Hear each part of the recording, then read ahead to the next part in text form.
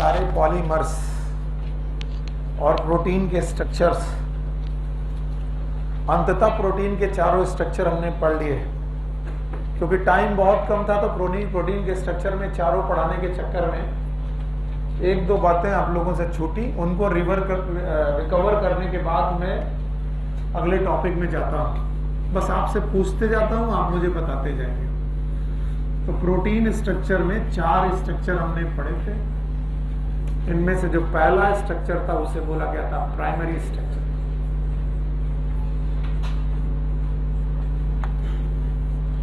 और primary structure में हम लोग को बताया गया था कि these are the linear structures, और लीनियर स्ट्रक्चर में हमें बताया गया था कि इसका एक एन टर्मिनल है और एक सी टर्मिनल। एन टर्मिनल वो टर्मिनल है जहां पर NH2 फ्री है, बॉन्ड में नहीं है, और सी टर्मिनल वो है जहां पर COH फ्री है, बॉन्ड में नहीं है। अब ये वो NH2 और वो CH है जो आपने अमीनो एसिड में देखे हैं, NH2 C COH H और R इज वेरिएबल, फिक्स और वेरिएबल। और अगर मैं इधर की तरफ पेप्टाइड बॉन्ड बनाऊं NH2 C COH, तो बताओ इधर का COH जाएगा इधर का NH2, और इधर बनाऊं तो इधर का COH और इधर का, तो बीच वाले किसी भी अमीनो एसिड के NH2 भी बेटा बॉन्ड में है और COH भी बॉन्ड में है, लेकिन टर्मिनल वाले में एक का COH फ्री होगा और एक का, जिसका NH2 फ्री है वो, और वो याद रखना प्राइमरी स्ट्रक्चर में जो बॉन्ड्स होते हैं they are the peptides bond. बोलो कौन से बॉन्ड? बाकी मैं सब कुछ पढ़ा चुका हूं, मैं नहीं पढ़ाऊंगा। मैंने बोला था प्राइमरी स्ट्रक्चर को स्टेबल करने वाले इनके अपने मेन बॉन्ड होते हैं। जैसे मैं कल को बोलूं primary structure of DNA, primary structure of उनके मेन बॉन्ड फॉस्फोडाइएस्टर। अगर मैं बोलूं प्राइमरी स्ट्रक्चर ऑफ पॉलीसैकेराइड, उनके मेन बॉन्ड ग्लाइकोसिडिक बॉन्ड। याद है? तो बताओ इनके मेन बॉन्ड कौन से बॉन्ड है? पेप्टाइड। ओके, पहला पॉइंट। दूसरा पॉइंट जब मैंने पढ़ाया था आपको सेकेंडरी स्ट्रक्चर, बेटा सेकेंडरी स्ट्रक्चर में आपने देखा कि जब भी प्राइमरी स्ट्रक्चर में फोल्ड्स पाए जाएंगे तो primary structure will convert into secondary. अभी भी एन टर्मिनल है और सी टर्मिनल, पर याद रखना इन फोल्ड को स्टेबल करने के लिए there must be some bond. तो याद रखना सेकेंडरी स्ट्रक्चर में पेप्टाइड बॉन्ड के अलावा, क्योंकि पेप्टाइड बॉन्ड तो होगा ही, प्राइमरी स्ट्रक्चर है तो पेप्टाइड बॉन्ड तो होगा ही, पेप्टाइड बॉन्ड के अलावा इन सेकेंडरी स्ट्रक्चर को स्टेबल करने के लिए we have the hydrogen bonds. कौन से बॉन्ड? तो बताओ हमारे पास अगर कोई पूछे सेकेंडरी स्ट्रक्चर में कौन कौन से बॉन्ड होते हैं? 2, एक कौन? पेप्टाइड बॉन्ड और एक कौन? हाइड्रोजन। फिर मैंने आपको तीसरे स्ट्रक्चर पढ़ाए थे, जगह यहीं पर है, कम है तो मैं यहीं पढ़ा दे रहा हूं। तीसरे स्ट्रक्चर मैंने बताए थे कि ये वुलन बॉल लाइक है, ऊन के गोलों जैसे हैं, जिनका एक सिरा N हो सकता है और एक C। तो याद रखना N और C सिरों के बीच में ऊन के गोलों की तरह स्ट्रक्चर है। तो बताओ ये जो ऊन के गोलों की तरह स्ट्रक्चर है, ये प्राइमरी स्ट्रक्चर, सेकेंडरी की टर्सरी। टर्सरी स्ट्रक्चर में देखो पेप्टाइड बॉन्ड तो होगा ही, जो पहले से है पेप्टाइड बॉन्ड होना ही है। याद रखना हाइड्रोजन बॉन्ड तो होगा ही। क्यों होगा? क्योंकि सेकेंडरी स्ट्रक्चर के बाद फोल्डिंग पड़ रही। तीसरे तरीके के जो बॉन्ड हो सकते हैं they are known as disulphide bond. Theory में नहीं है, लेकिन अपने अपने डायग्राम देखिए। टर्सरी स्ट्रक्चर में डाइसल्टाइड जहां लिखा है, सल्टाइड की जगह सल्फाइड करिए। सल्टाइड है कि सल्फाइड? तो टर्सरी स्ट्रक्चर में 3 तरीके के बॉन्ड हो सकते हैं, peptide bond, yes, hydrogen bond and disulphide bond. तो ये हो गया टर्सरी स्ट्रक्चर। फिर मैंने आपको पढ़ाया था कि 2 टर्सरी स्ट्रक्चर जब कभी आपस में आते हैं वान डर वाल फोर्सेस से, कौन से फोर्सेस? वान डर वाल फोर्सेस से आपस में जुड़ते हैं, तो इन दोनों के कंबाइंड स्ट्रक्चर को टर्सरी बोलते हैं कि क्वार्टरनरी स्ट्रक्चर बोलते हैं। और कल मैंने आपको पढ़ाया था, if I have a linear structure, it is a primary. If it is folded, secondary. If it is folded like woolen ball, and when the two tertiary structure they come together, they are known as quaternary structure. So quaternary structure में मैं bond आपसे पूछता हूँ, आप बोलिए क्या इनमें peptide bond होंगे? बिल्कुल होंगे। पेप्टाइड बॉन्ड के बिना तो अमीनो एसिड जुड़ ही नहीं सकते। पर क्या इनमें हाइड्रोजन बॉन्ड होंगे? यस सर होंगे। क्या इनमें डाइसल्फाइड बॉन्ड होंगे? Yes sir. याद रखना इसके अलावा होंगे वॉन्डर वॉल बॉन्ड्स। कौन से बॉन्ड? Wander Waals bonds. ये वो बॉन्ड्स हैं जो दो मॉलिक्यूल के बीच में है। मैंने इसका एग्जाम्पल आपको हीमोग्लोबिन बताया था। क्या बताया था? जिसकी कितनी चेन? 2 alpha 2 beta. तो बताओ अल्फा चेन कौन सी चेन है? Protein chain. तो प्रोटीन की कितनी अल्फा है? 2। और कितनी बीटा है? 2। तो टोटल मिलाकर कितनी? 4। चारों चेन आपस में कौन सा फोर्सेस है? Van der Waals. सो मेरे साथ अगर कभी क्वेश्चन करना तो मैं पूछूं कि there is a protein which is a biologically active and having the van der Waals forces और the van der Waals bonds, tertiary और quaternary. There is a protein which have 3 bond, peptide bond, hydrogen bond and disulfide bond, tertiary. The protein which have only one type of bond known as peptide bond, primary. If the peptide and hydrogen bond both are present, secondary. भूमिका जी classes क्यों छोड़ती हैं आप? जल्दी बताएं। Sir दर्द हो रहा है, घर पे बैठिए। तो आपके सामने ये चारों के चारों बॉन्ड है, चारों के चारों आपको तरीके के स्ट्रक्चर बता दिए गए। तो ये मैं स्ट्रक्चर आपको पढ़ा चुका हूं। बस इसका रिमेनिंग पार्ट था कि मैं बॉन्ड के नाम नहीं बता पाया था। एक बार मैं रिवाइज करता हूं, आप चले जाओ। प्राइमरी स्ट्रक्चर में केवल बॉन्ड, पेप्टाइड। सेकेंडरी में पेप्टाइड है, कभी कभी डाइसल्फाइड हो सकते हैं लेकिन मेनली पेप्टाइड है। टर्सरी में पेप्टाइड, हाइड्रोजन, डाइसल्फाइड। और क्वाटर्नरी में पेप्टाइड, हाइड्रोजन, डाइसल्फाइड। पक्का? Now the next topic is nature of bond linking monomer in the polymer. ये हमारा आज का नया टॉपिक है, nature of bond. Nature of bond linking monomer in polymer. In polymer अजीब सा बड़ा सा हेडिंग है, क्या कहना चाह रहे हैं कई बार आप कंफ्यूज हो जाते हो। तो मैं आपसे बोलता हूं तुम केवल 3 पॉलीमर के नाम मुझे बता दो जो तुम्हारे बायोमॉलिक्यूल में कई बार पढ़ा चुका हूं। एक पॉलीमर का नाम है प्रोटीन। सर एक पॉलीमर का नाम protein, thank you very much. एक पॉलीमर का नाम है polysaccharide, thank you very much, ये भी हमें आता है। और एक पॉलीमर का नाम है sir nucleic acid. Nucleic acid कितने पढ़े थे हमने? 2। एक आरएनए और एक। बताओ ये सब क्या है? अब वो बोल रहा है पॉलीमर है प्रोटीन, तो इनके मोनोमर भी आपको बताने पड़ेंगे। कि मैं पूछूं कि सर जी प्रोटीन के मोनोमर का नाम बताएं, बता पाओगे? It is known as amino acid. कुछ लोग अभी भी इसे बोलते हैं कि सर पता नहीं क्यों मुश्किल चीजें पढ़ाते हैं।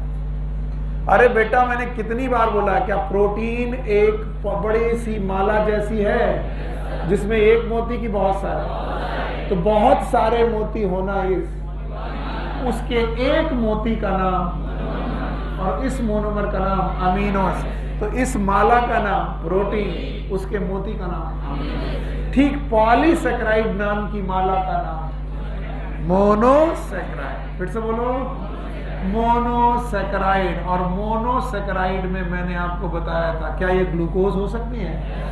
ग्लूकोज जब पॉलीमर बनाते हैं तो 3 नाम बताए थे, सेलुलोज, स्टार्च, ग्लाइकोजन। लीनियर वाला, ब्रांच वाला एंड ग्लाइकोजन। ज्यादा कौन?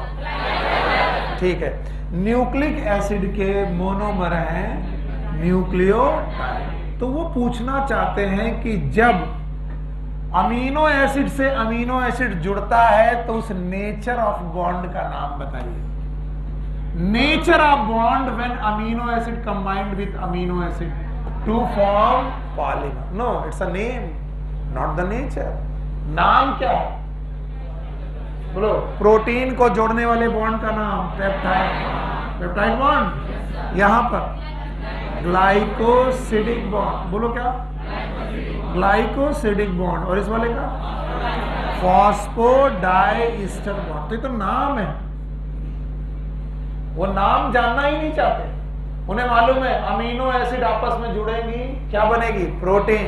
The nature of bond will be peptide bond. जब मोनोसेकेराइड आपस में जुड़ेंगी बनेगा पॉलीसेकेराइड, बॉन्ड नेम इज ग्लाइकोसिड। जब न्यूक्लियोटाइड आपस में जुड़ेंगी बनेगा nucleic acid, the bond is phosphodiester. तो पेप्टाइड बॉन्ड का नेचर क्या है, ग्लाइकोसिडिक बॉन्ड का नेचर क्या है, और फॉस्फोडाइस्टर बॉन्ड का नेचर क्या है, ये हेडिंग बोलो क्या लिखा है, नेम ऑफ बॉन्ड की nature, nature of bond, linking, क्या लिंक कर रही है, मोनोमर। इन किसी भी पॉलीमर में लिंक होने वाले मोनोमर के बीच में लगने वाले बॉन्ड का नाम तो हमें मालूम है, लेकिन उसका नेचर, तो क्या हमें नेचर पता करना चाहिए?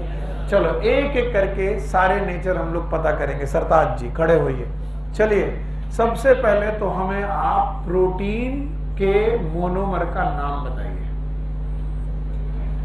अमीनो एसिड, अमीनो एसिड के स्ट्रक्चर बताएंगे आप हमें, ठीक है, बताइए। NH2 और C, COH, H, R fix की वेरिएबल, तो ये तो एक अमीनो एसिड हुआ। दूसरा अमीनो एसिड बनाएंगे हम लोग HNH, क्या लगाया, C, COOH, H फिक्स की वेरिएबल, फिक्स, और ये वाला वेरिएबल R डैश कर दिया। अब मैं पेप्टाइड बॉन्ड बनाने जा रहा हूं। कौन सा बॉन्ड बताओ, ये पेप्टाइड बॉन्ड है कि अमीनो एसिड है, अमीनो एसिड। और ये भी क्या, क्या दो अमीनो एसिड आपस में जुड़ने वाली है, बताइए कैसे जुड़ी, क्या यहां से वाटर निकलेगा, ये H, ये H, H2 और O, ये निकल जाएगा। चलो इन्हें निकालते हैं, क्या क्या निकलेगा, OHH, बताओ H2O निकल गया, और H2O निकलने के बाद एक बॉन्ड बना, बॉन्ड का नाम पेप्टाइड बॉन्ड। ये तो बॉन्ड हमें मालूम था, लेकिन नेचर नहीं मालूम था। नेचर सरताज जी ने बता दिया, थैंक यू सरताज, बैठ जाइए। याद रखना यहाँ पर वाटर बाहर निकला है तब बॉन्ड बना है, वाटर बाहर निकलना, इट इज डिहाइड्रेशन। फिर से बोलो, और याद रखना ये डिहाइड्रेशन होने के बाद बॉन्ड की सिंथेसिस है, इसलिए ऐसे बॉन्ड का नाम होता है डिहाइड्रेशन सिंथेसिस। फिर से बोलो, मैं नहीं समझ पाया आप क्या कहना चाह रहे हो, क्या सिंथेसाइज हुआ है, कैसे सिंथेसाइज हुआ है? जब दो मॉलिक्यूल ने मिलकर के एक मॉलिक्यूल का वाटर का मॉलिक्यूल निकाल दिया तब ये बॉन्ड बना। तो बताओ पानी निकलने पर बॉन्ड बना कि जुड़ने पर? तो ऐसा बॉन्ड जो पानी निकलने पर बने, पानी निकलने पर बने, उसका नाम डिहाइड्रेशन सिंथेसिस। बहुत खतरनाक टॉपिक है, अभी थोड़ी देर बाद आपको जान जाएंगे। याद रखना प्रोटीन के जो बॉन्ड है उन बॉन्ड का नाम पेप्टाइड बॉन्ड, और पेप्टाइड बॉन्ड का जो नेचर है वो कैसा है, डिहाइड्रेशन सिंथेसिस। दोनों शब्द डिफाइन करो, what is dehydration? Removal of water during bond synthesis, it is known as dehydration. तो बताओ पेप्टाइड बॉन्ड एक तरीके के डिहाइड्रेशन सिंथेसिस के एग्जाम्पल हैं क्या? yes, बिल्कुल एग्जाम्पल है डिहाइड्रेशन सिंथेसिस। आपके सामने इसको आपके सामने रखता हूं, ध्यान सुनना। प्रोटीन आपके खाने में दाल के रूप में आ सकती है, मटर सब्जी के रूप में आ सकती है, मटर आप खाते हो, चने की सब्जी के रूप में आ सकती है, छोले के रूप में आ सकती है। इसके अलावा अगर आप नॉन वेज खाते हैं तो चिकन के रूप में आ सकती है, मटन के रूप में आ सकती है। तो आपके खाने में जो भी प्रोटीन आ रही है, याद रखना उस प्रोटीन के बॉन्ड का नाम क्या है, पेप्टाइड बॉन्ड। और यह भी याद रखना कि जब आप दाल खा रहे हो तो इसे पचाना पड़ेगा। नहीं सर हम तो दाल पी गए और बस ऐसे ही निकल जाएगी, क्या दाल का डाइजेशन होगा? तो जब मैं बच्चों से पूछता हूं व्हाट इज द डाइजेशन, तो कहते हैं डाइजेशन मतलब पाचन। फिर मैं पूछता हूं व्हाट इज पाचन, बोलते पाचन इज डाइजेशन। तो सर राम कहाँ रहता है? श्याम के घर के बगल। श्याम कहाँ रहता है? राम के घर। दोनों कहाँ रहते हैं? अगल बगल में। जवाब बड़ा बढ़िया है। डाइजेशन का मतलब ही होता है ब्रेकिंग ऑफ बॉन्ड। डाइजेशन का मतलब दाल खाया है तो दाल इज मोनोमर की पॉलीमर। अब दाल को तोड़ तोड़ करके मोनोमर में तब्दील कर दो। It is digestion, it is a breaking of bond. चलो मैं तुमसे पूछता हूं, ब्रेकिंग ऑफ बॉन्ड का मतलब है, बॉन्ड बना कैसे था? पानी निकालने से बॉन्ड। तो बताओ पानी डालने पर बॉन्ड? नहीं सुना मैंने। अगर मैं पानी डालूं तो बॉन्ड बचेगा कि टूट जाएगा? पानी डालने पर टूटने वाला bond, it is process is known as hydrolysis. फिर से बोलो। हाइड्रो मतलब वाटर, लिसिस मतलब ब्रेकना। तो बताओ what is digestion? It is hydrolysis. What is digestion? तो डाइजेशन को दूसरे शब्द में हम कैसे बोल सकते हैं? हाइड्रोलिसिस। और तभी मैं कहता हूं कि जितने भी डाइजेस्टिव एंजाइम होते हैं, फिर से बोलो, इस दुनिया में जितने भी डाइजेस्टिव एंजाइम हैं वो क्या कर रहे हैं? क्या कर रहे हैं? यानी वो बॉन्ड को ब्रेक कर रहे हैं इन एब्सेंस ऑफ वाटर की प्रेजेंस। यानी दे आर डूइंग हाइड्रोलिसिस। बोलो क्या कर रहे हैं? सूर्या जी खड़े हो जाइए। और हाइड्रोलिसिस करने वाले इन एंजाइम का नाम है डाइजेस्टिव एंजाइम। खड़े हो जाइए। और हाइड्रोलिसिस करने वाले एंजाइम का दूसरा नाम है हाइड्रोलिटिक एंजाइम। बोलो क्या नाम है? और ये जो हाइड्रोलिटिक एंजाइम है एक सेल ऑर्गेनेल में थे। शांत रहना। यस बिटिया जरा खूंटा पकड़े रहना, टूट न जाए। हाँ, हाइड्रोलिटिक एंजाइम एक सेल ऑर्गेनेल में थे। अब समझ लो कि तुम्हारा सिलेक्शन नहीं हुआ तो तुम्हारा क्या होगा? सूर्या जी तुम तैयार हो ही नहीं। किसी को याद है? कितने लोग को हाथ उठाओ? सूर्या देखो तुम्हारी हालत इनसे कमजोर है। कौन सा सोम? लाइसोसोम आपकी बॉडी में प्रेजेंट किसी भी खाने को पचा सकता है। और मैंने बोला था इसी का नाम था सुसाइडल बॉडी। याद है? अगर ये सेल में फूट गया तो सेल के अंदर प्रेजेंट प्रोटीन बचेगी? प्रोटीन नहीं बचेगी, कार्बोहाइड्रेट नहीं बचेगा, कुछ भी नहीं बचेगा। जैसे कि प्रोटीन सेल में कितने परसेंट थी? ये कब पढ़ाया सर आपने? खड़े हो जाओ। प्रोटीन सेल में कितने थे? इसको नीचे करो। 15 से 7, 17। हे भगवान बच्चों याद करो। वाटर 70 सेल के अंदर है। प्रोटीन 10 से 15, न्यूक्लिक एसिड 5 से 7, कार्बोहाइड्रेट, लिपिड, आयरन। तो सेल में भी क्या न्यूट्रिएंट पाए जाते हैं? और सेल में अगर वो बैग फटा तो सेल के अंदर प्रेजेंट न्यूट्रिएंट बचेंगे कि डाइजेस्ट होंगे? तो सेल बचेगी कि मर जाएगी? बैठो, गुड, बैठो। क्योंकि पीएच डिस्टर्ब होते हैं। इनका क्वेश्चन है कि सर ऐसा क्यों कहते हैं कि खाना खाने के तुरंत बाद पानी नहीं पीना चाहिए? याद रखना, अगर हमने खाना खाया है तो हमारा ब्रेन एक्टिव होता है। खाना खाते वक्त जब हम ये लोग चबाते हैं तो हमारी ब्रेन एक्टिव होते हैं। एक एंजाइम, एक हार्मोन होता है स्टाइलकोलिन, सुना है ना? Acetylcholine is a neuro hormone. कौन सा? और ये पैरासिम्पैथेटिक नर्व एंडिंग से निकलता है। कुछ लोग घबरा जाएंगे क्या होता है, खैर छोड़ो। और उन नर्व एंडिंग से निकलने के बाद ये गैस्ट्रिक जूस का सिक्रीशन कराता है। किसका? तो तुमने खाना खाया तो पेट में HCl घटा की बढ़ गया। और HCl क्यों जरूरी है? आपके खाने का क्या होना चाहिए? डाइजेशन। खाना खाने के बाद तुमने धकोल के 2 जग पानी पी लिए, बताओ HCl था, उसको तुमने कॉन्सेंट्रेट कर दिया कि डाइल्यूट, वो प्रोसेस जारी रहेगा कि कमजोर हो जाएगा? नहीं आया। खाना खाने के तुरंत बाद पानी नहीं पीना चाहिए। अगर पीना भी चाहिए तो सिप ऑफ वाटर, थोड़ा सा। ऐसा नहीं कि तुमने 2 रोटी खाई और 1.5 किलो पानी पी गए, डाइजेशन गड़बड़ करेंगे। हाँ बेटा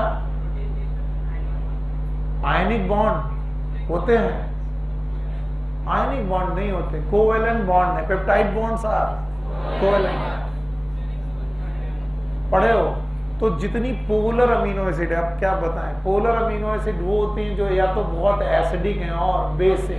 तो अब आयनिक बॉन्ड और कोवेलेंट बॉन्ड में यही होता है कि जब शेयरिंग बराबर हो तो कोवेलेंट बॉन्ड, वहां पर भी इलेक्ट्रॉन शेयर होते हैं, लेकिन दोनों शेयरिंग बीच में होता है कि एक तरफ, हाँ, जिसकी इलेक्ट्रोनेगेटिविटी, क्या मैं सही बोल रहा हूं? तो अगर आपके पास कोई ऐसा एलिमेंट है पोलर कंपाउंड में जिसकी इलेक्ट्रोनेगेटिविटी दूसरे से ज्यादा, तो वो क्या करेगा, उस इलेक्ट्रॉन को पकड़ेगा कि खींच लेगा? हाँ चित्रांश बाबू, सही बोल रहा हूं मैं? सही बोल रहा हूं, बैठ जा। तो amino acid can be polar, can be non, और वो तुम अपना केमिस्ट्री में देखना। तो बताओ, इतनी कहानी बताई मैंने, इस कहानी में तुम्हें बॉन्ड क्या मिला, किस नेचर का मिला? Dehydration synthesis. किसमें? तो कल को कोई प्रोटीन का बॉन्ड का नाम पूछे और नेचर ऑफ बॉन्ड पूछे, दोनों अलग अलग बता पाओगे? प्रोटीन के बॉन्ड का नाम, nature of bond, dehydration synthesis. आइए दूसरा है हमारे पास पॉलीसेकेराइड, सॉरी चलो अच्छा पॉलीसेकेराइड ही देख लेते हैं। पॉलीसेकेराइड, अब जब तुम पॉलीसेकेराइड देखने जाते हो तो तुम चलो ग्लूकोज के स्ट्रक्चर को देखते हो। पहला पॉइंट था OH, याद है? दूसरा OH, तीसरा OH, चौथा OH, पांचवा COC, CH2OH। क्या ये 5-6 की 6 पोजीशन याद है? क्या ये ग्लूकोज है? ग्लूकोज इज हेक्सो, C6H12O6, याद है? तो ये एक ग्लूकोज का स्ट्रक्चर है। अब ग्लूकोज दूसरे ग्लूकोज से जुड़ रहा है, जैसे ग्लूकोज दूसरे ग्लूकोज से जुड़ रहा है आपको बताना पड़ेगा, पहला OH, दूसरा OH, तीसरा OH, चौथा OH, पांचवा COC और CH2। मैंने आपको सिखाया है, मैं जानता हूं, मैंने बहुत मेहनत की। ये position number 1 2 3 4 5 6, position number 1 2 3 4 5 6, position number 1 और के बीच में वाटर निकलेगा, चलो निकाल दो, ये पानी निकाल दो, O बचेगा। तो बताओ, जैसे ही तुमने ये पानी निकाला बच्चों, क्या बॉन्ड बना? COC। क्या ये 1,4 ग्लाइकोसिडिक बॉन्ड? क्या ये 1,4 ग्लाइकोसिडिक बॉन्ड है? क्या इसके बनाने पर भी वाटर निकला है? क्या इसका भी नेचर डिहाइड्रेशन सिंथेसिस का है? यस और नो? यस, याद रखना, इसका भी नेचर डिहाइड्रेशन सिंथेसिस का है। और मान लीजिए कि यहाँ पर एक चेन बने और ब्रांच निकले, और इस पॉलीसेकेराइड का नाम है स्टार्च। बोलो क्या नाम है? तो और स्टार्च आपको मिलेगा रोटी में, चावल में, आलू में।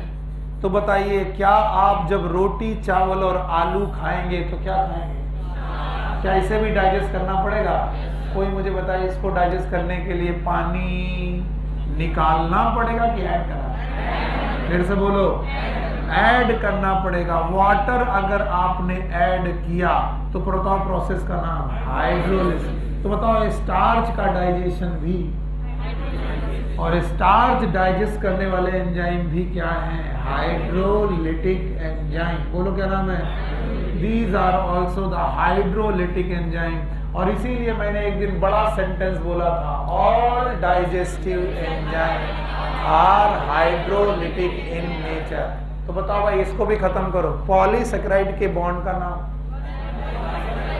1,4 ग्लाइकोसिडिक बॉन्ड, या फिर 1,6 ग्लाइकोसिडिक बॉन्ड। ब्रांच पर,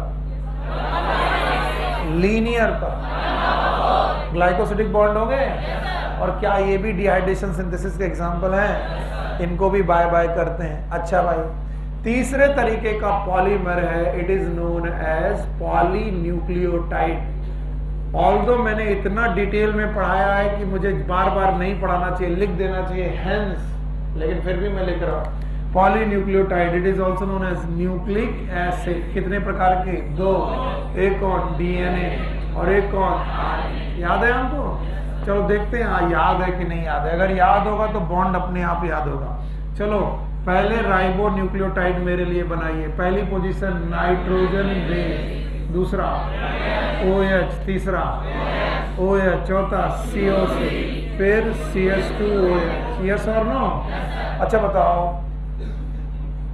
पहला नाइट्रोजन बेस, दूसरा OH, तीसरा OH, चौथा CO3, फिर CH2 OP double bond OH और OH। बताओ इस बॉन्ड का नाम?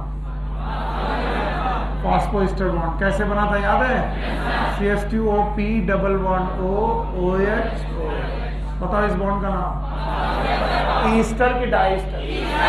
एक बॉन्ड है, ईस्टर है। एसिड और अल्कोहल रिएक्शन किए हैं, बताइए एसिडिक की अल्कोहल? ये क्या एक और ईस्टर बॉन्ड बन सकता है? आइए बनाइए, एक और ईस्टर बॉन्ड बना। ईस्टर और ईस्टर, क्या ये PDE बॉन्ड है? What is PDE? Position number 1 2 3 4 5। Position number 1 2 3 4 5। बताओ किसी किसके बीच में? 3 और 5। क्या ये 3 to 5 फॉस्फोडाइस्टर बॉन्ड है? यस, याद रखना, these are 5 prime to 3 prime phosphodiester bond. Bonding is always from 5 prime to 3. अब बताओ, जब फॉस्फोडाइस्टर बॉन्ड बन रहा था, चाहे यहां पर चाहे यहां पर, क्या निकल रहा था? वाटर।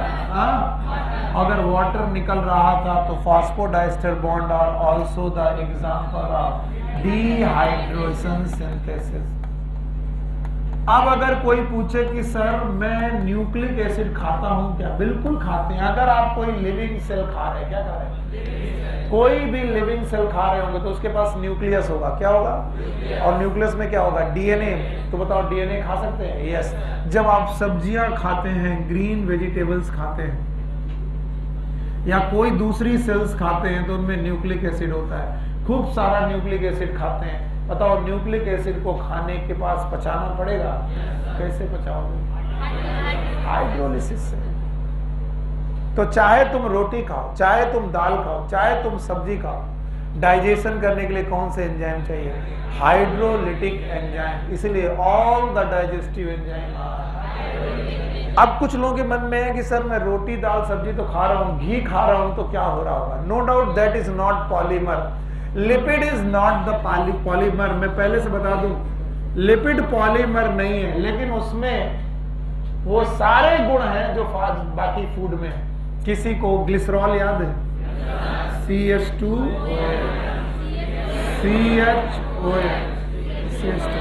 ये क्या है?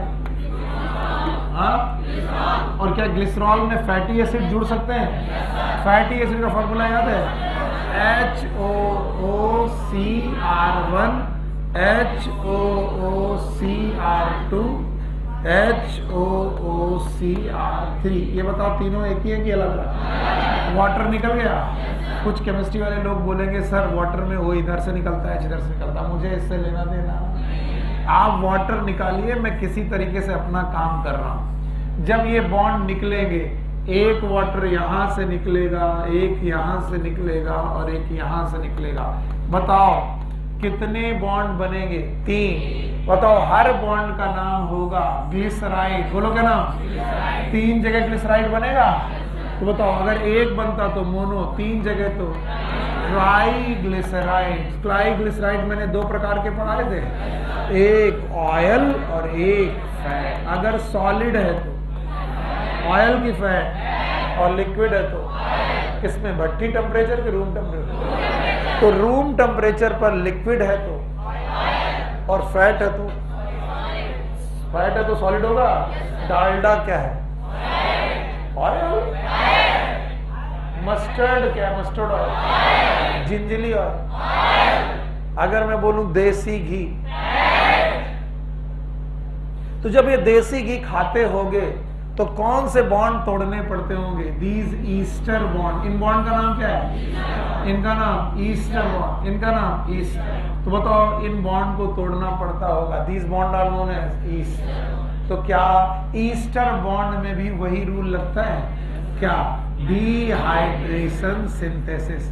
ऑल्दो हमारे टॉपिक हेडिंग के हिसाब से ये पढ़ाना एप्ट नहीं है। क्यों एप्ट नहीं है? क्योंकि lipids are not the polymer, याद है? और हमारे टॉपिक का नाम क्या है? Nature of bond linking monomer in polymer को लिंक करने वाले मोनोमर के बीच में नेचर ऑफ बॉन्ड। बताओ इसमें मैंने जो ये लिपिड पढ़ाया है वो उस हेडिंग में एप्ट है कि नहीं है?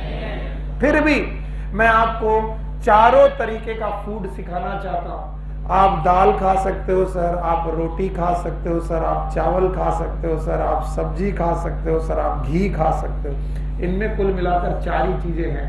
4 चीजों के नाम, या तो प्रोटीन, या तो पॉलीसेकेराइड, या तो न्यूक्लिक एसिड, या तो लिपिड। और इन चारों को तोड़ने के लिए, चारों को यानी कि हमें डाइजेशन करने के लिए क्या चाहिए? तो याद रखना, एक बार मैं फिर लिख रहा हूं और सब लोग जवाब देंगे। हाइड्रोलिसिस। क्या हाइड्रोलिसिस या फिर डाइजेशन एक प्रकार का हाइड्रोलिसिस है? सारी हाइड्रोलिसिस डाइजेशन हो ये जरूरी नहीं है, but the digestion is a type of. इसीलिए ऑल डाइजेस्टिव एंजाइम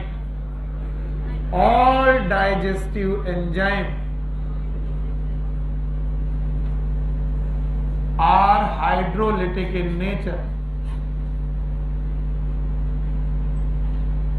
और अगर मैं पूछूं सारे डाइजेस्टिव एंजाइम हाइड्रोलिटिक नेचर के हैं तो आप क्या मतलब निकालते हो इसका? They break bond in presence of water और एब्सेंस ऑफ। यानी ये खाने के जितने भी बॉन्ड हैं, तुमने रोटी खाई तो रोटी टूटेगी इन प्रेजेंस ऑफ वाटर, चावल वाटर, घी वाटर। यस एलिसा जी खड़ी हुई है। मुझे तो ये सब चीजें अजीब सी लगती हैं। मुझे क्या अजीब लग रहा है वो मैं आपसे पूछूंगा। पहली बात, मैं 4 पॉइंट आपके सामने रख रहा हूं, अगर इनमें कहीं पर भी कोई गलती हो तो आप इसे वॉच आउट करिए। पहला पॉइंट, अगर मुझे स्टार्च डाइजेस्ट करना है तो एंजाइम का नाम एमाइलेज। क्या नाम होगा? एमाइलेज। चलो कोई बात नहीं बता पाएंगे। अगर मुझे प्रोटीन डाइजेस्ट करना है तो एंजाइम प्रोटीएज। कोई बात नहीं अलीसा जी, फील कूल। आप इतने दिनों बाद क्लास में लौटी हैं, क्या मजाक बात थोड़ी ना है।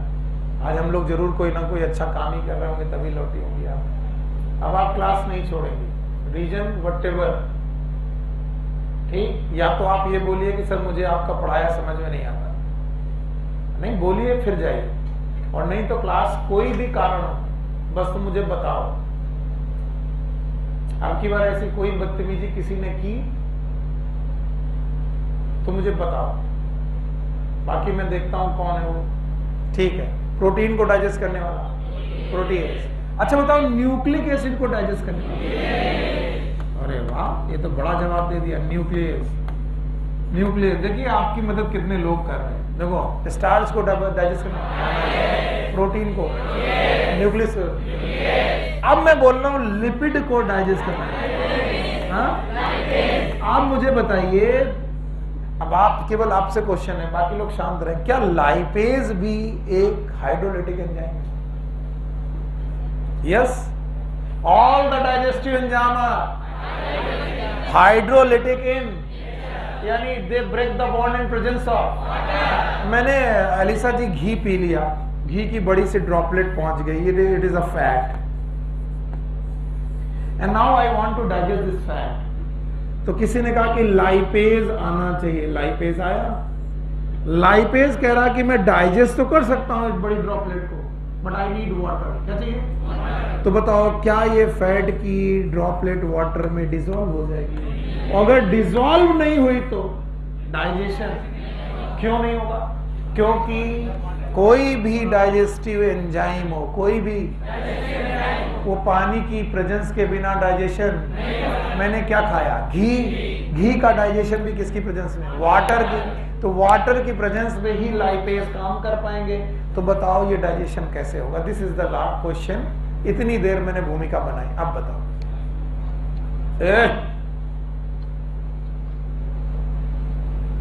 Just because you are a good student, आप स्कॉलर रहे अपने स्कूल के, कुछ लोगों ने हमें बताया आपके परसेंटेज अच्छे हैं, और मैं आपको ह्यूमिलिएट नहीं करना चाहता हूं। फर्स्ट ऑफ ऑल, दूसरा इस क्वेश्चन का जवाब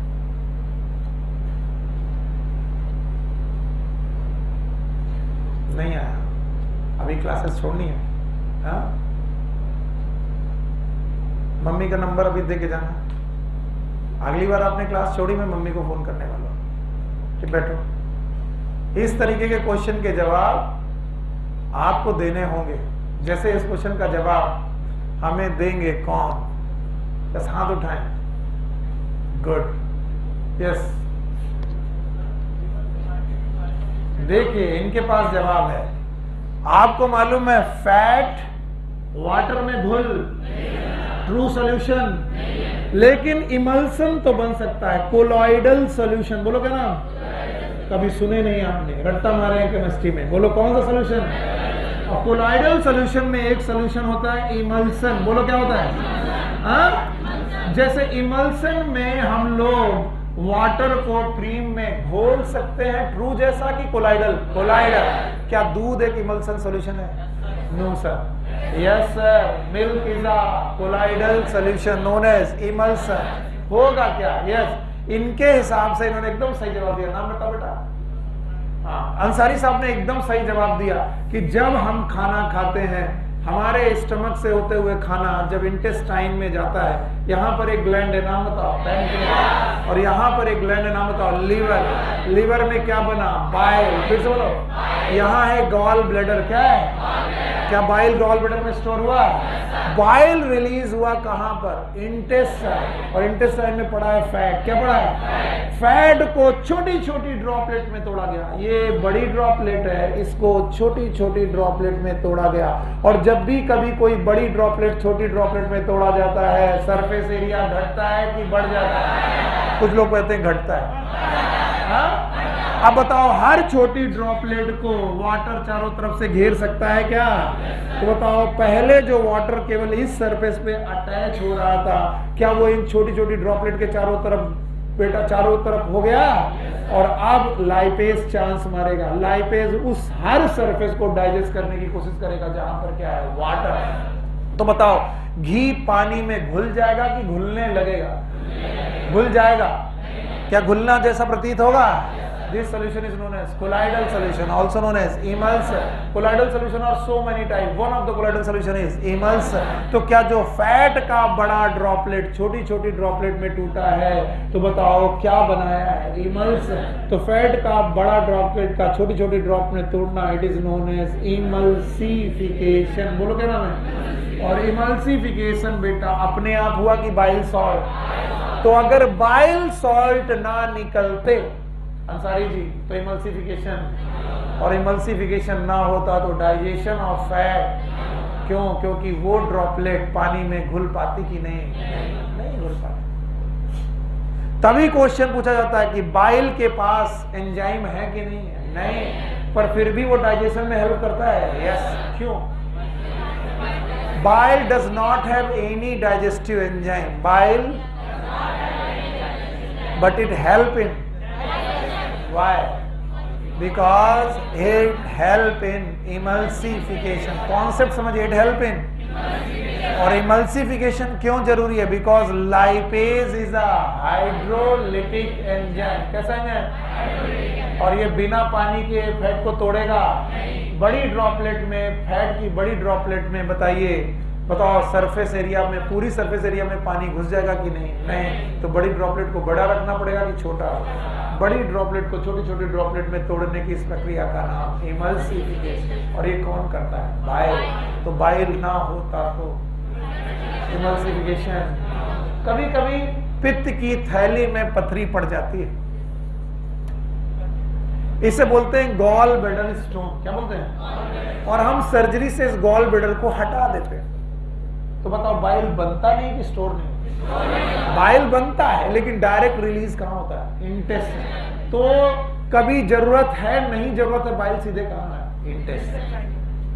क्योंकि जब हम खाना खाते थे तब आता था इंटेस्टाइन में, किसके द्वारा? Gall bladder. इसीलिए जिनके गॉल ब्लैडर का स्टोन हो जाता है उनको फैट रिच डाइट बहुत खानी चाहिए, नहीं खानी चाहिए। क्यों? क्योंकि फैट के डाइजेशन बहुत अच्छे बिल्कुल नहीं होंगे। क्यों? क्योंकि बाइल बन रहा है लेकिन रिलीज सही टाइम पर नहीं। टॉपिक को एंड करें, जवाब दे पाओगे? बताओ कितने प्रकार का हम लोगों ने पॉलीमर पढ़ा? 3। और 4 प्रकार का फूड पढ़ा। 4 प्रकार का फूड। चारों फूड के नाम बताएं? बोलो। प्रोटीन हो गया, पॉलीसेकेराइड, न्यूक्लिक एसिड हो गया और लिपिड हो गया। अब चारों को डाइजेस्ट करना है। चारों को डाइजेस्ट करना है तो इनके बॉन्ड बनाने पड़ेंगे, तोड़ने पड़ेंगे। और इनके बॉन्ड जब बने थे तब वाटर जुड़ा था कि निकला था? पानी निकलने पर बॉन्ड बना था, तो पानी डालने पर बॉन्ड टूटा। It is known as hydrolysis. फिर से बोलो। और अगर हाइड्रोलिसिस करने वाले एंजाइम का नाम पूछा जाएगा तो these are hydrolytic enzyme. All the digestive enzyme, all the are hydrolytic enzyme. They break bond in presence of पानी। नहीं तो डाइजेशन। तो क्या घी में भी पानी की जरूरत है? घी को डाइजेस्ट करने के लिए भी पानी की जरूरत है। और इसीलिए लाइपेज, कौन? जो किसको डाइजेस्ट करते हैं? घी को। उनको पानी चाहिए। पर बताओ पानी कभी घी को घोल पाएगा कि नहीं? नहीं। तो क्या कोई दूसरा प्रोसेस करना पड़ेगा? प्रोसेस का नाम इमल्सिफिकेशन। ये कौन करेगा? तो बाइल ना होता तो emulsification, colloidal solution, surface area ना बढ़ती, लाइपेज उतना बेटर काम, और डाइजेशन ऑफ फैट नहीं। कुछ याद आया? इन्होंने इतने सारे सेकेंडरी स्ट्रक्चर में एक सेकेंडरी स्ट्रक्चर उठाया है। और पता नहीं क्यों उन्होंने कहा है कि वाटसन क्रिक का मॉडल भी पढ़ा दीजिए सर। वाटसन एंड क्रिक ये 2 साइंटिस्ट हैं जो दोबारा हमको मिलेंगे जेनेटिक्स में। जब मैं जेनेटिक्स पढ़ाऊंगा दोबारा ये लोग आपको मिलेंगे। और वाटसन एंड क्रिक ने डीएनए का डबल हेलिकल मॉडल सिखाया हमें। DNA double helical model.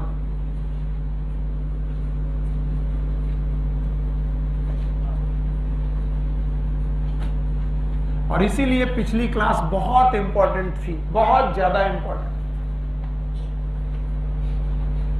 याद रखना, अगर पिछली क्लास की कुछ यादें आपके दिमाग में शेष हैं, अगर आपको लगता है कुछ भूली बिसरी यादें आपको याद हैं, तो प्लीज सो मत जाइएगा क्योंकि प्रोसेस लंबा है। यस, मैं डीएनए के स्ट्रक्चर को बनाने की कोशिश कर रहा हूं।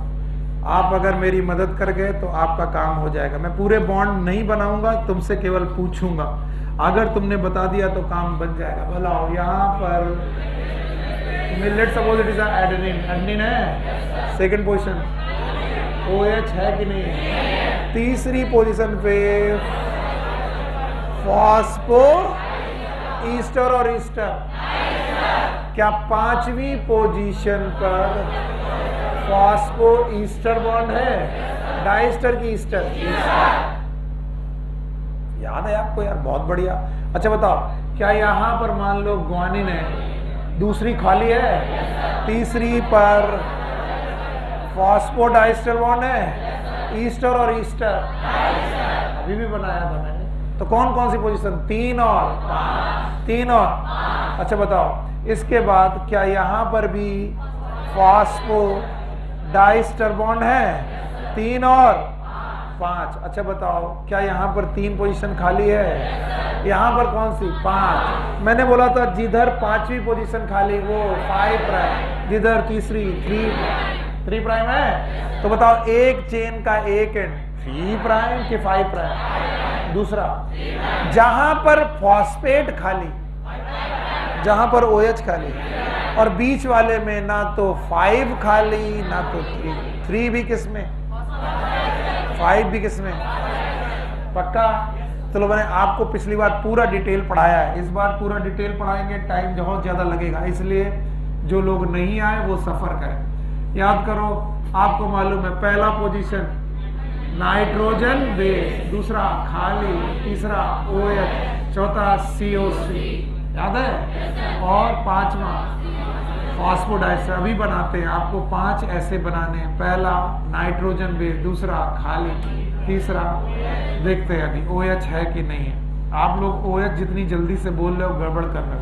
चलो भाई, आपने जो प्रोसेस पीछे लागू किया था वो यही यहाँ पर लगाइए। बोलो, क्या यहाँ पर पहला नाइट्रोजन बेस है, दूसरा OH, खाली, तीसरा OH, चौथा फॉस्फोडाइस्टर बॉन्ड। बोलो कौन सा, कौन कौन पोजीशन, 5 और 3। अच्छा बताओ, यहाँ पर भी है। चलो बोलो, फॉस्फोडाइस्टर। कुछ लोग सो रहे हैं, जाग जाएं। ईस्टर और ईस्टर बताओ, यहाँ पर भी है। बोलो, फॉस्फोडाइस्टर, यस और नो। और यहाँ पर क्या बाकी है, पहला, पहला याद है, देखो पहला, दूसरा, तीसरा, चौथा और ये पांचवा, पांचवा पक्का। बताओ इस तरफ कौन सा खाली, 3' और इस तरफ। अच्छा बताओ, मैंने चारगाफ रूल बताया था, एडेनिन के सामने हमेशा साइटोसिन। मान लीजिए ये साइटोसिन है तो ये गुआनिन, मान लीजिए थायमिन है तो एडेनिन, पढ़ाया था। एडेनिन के सामने हमेशा डबल की ट्रिपल, ट्रिपल, ट्रिपल, डबल हो गया। बताओ आपके सामने डीएनए की 1 चेन की 2 चेन, पैरेलल के एंटी पैरेलल। अब मैं इन चेन को ऐसे लगाता हूं। चलिए आपके सामने ये दोनों चेन सामने सामने लाता हूं।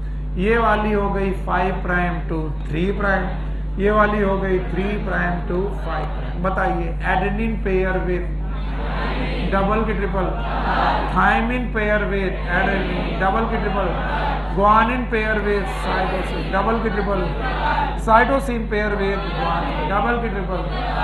भाई वॉटसन क्रिक ने कहा कि ये तो सर आपने लीनियर चेन बनाई है। आप बेवकूफ है। क्यों? क्योंकि लीनियर चेन तो है ही नहीं। The chain are helical like this, कि नो डाउट यहां पर 5' है और यहां पर 3'। तो बताओ इस चेन को सीधा रखा कि हेलिकल? हेलिकल। दूसरी चेन सर 3' है से 5' है, 3' से 5'। अब बताओ यहां पर क्या है सर? रस्सी, डंडे, ये है ना। फिर बताओ क्या है? Nitrogen base, adenine pair with thymine, guanine with cytosine with thymine with.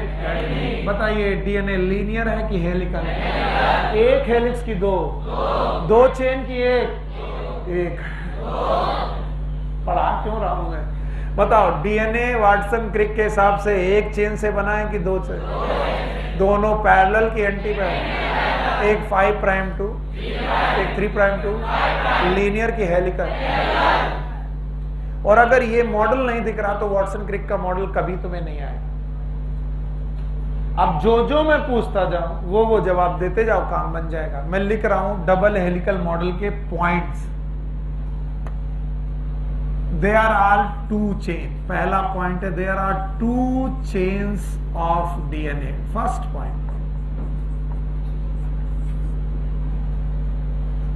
2 chain. दूसरा point, both chain are anti parallel। दोनों चेन एंटी पैरेलल है। If one chain is 5' to 3', then other chain will be 3' to 5'। देख लो घूर घूर के, 5' to 3' to। Every chain have the backbone। Her chain की क्या है? हर चेन की क्या है? Let's suppose this is a DNA chain। Her chain की बैकबोन किसकी बनी है? रीढ़ की हड्डी की। It is made up of phosphodiester bond and it is a bond between sugar and phosphate, sugar and phosphate, sugar and phosphate, sugar and phosphate, sugar and phosphate। तो हर chain की बैकबोन, हर chain की backbone, it is made up of sugar phosphate bond। Third point, backbone of each chain is made up of sugar phosphate bond. sugar phosphate bond, इनका नाम phosphodiester bond. मैं ये sugar phosphate क्यों लिख रहा हूं, क्योंकि एनसीईआरटी में यही लिखा, तुम घबराना मत। Backbone of each chain is made up of sugar phosphate sugar bond, phosphodiester bond. आप सुनो, the nitrogen bases are almost perpendicular to the chain. फिर से ये चेन रही, ये चेन रही, और चेन के ऑलमोस्ट परपेंडिकुलर क्या निकल रहे हैं, नाइट्रोजन। तो नाइट्रोजन बेस कहां निकल रहे हैं, almost perpendicular to the chain and towards outside और inside, outside. These are present inside the chain. तो ये तीसरा के बाद चौथा पॉइंट है, nitrogen bases projected from chain of DNA and these are almost perpendicular, अपनी चेन से परपेंडिकुलर निकलते हैं।